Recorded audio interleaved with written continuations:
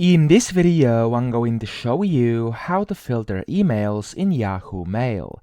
Now, to do this, you actually have two options. The first one's going to be whenever you are searching for emails or something like that, you can click on this advanced mode up top, and this is going to allow you to basically filter by from and then to, and you could also search for subjects, the dates over here as well. You can go and put on custom dates, and you could also filter by emails with attachments, photos, or calendar invites.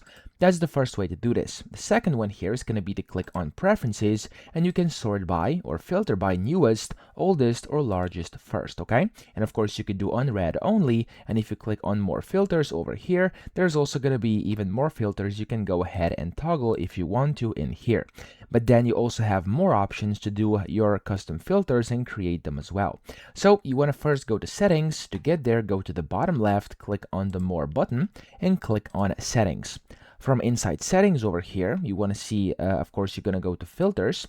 And then here you can say, it says your filters, you want to click on the add button. And then from here, you want to create your filters. So I'm actually going to name this one tutorial right now. And you can go and set rules. So we can do, for example, from.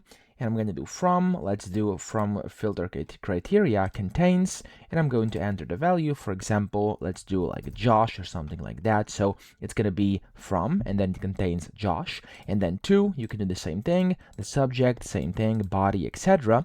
And then from here, you can also choose a folder to move to if you want to as well. And you can also go and create a new folder to move to, and then hit the save button.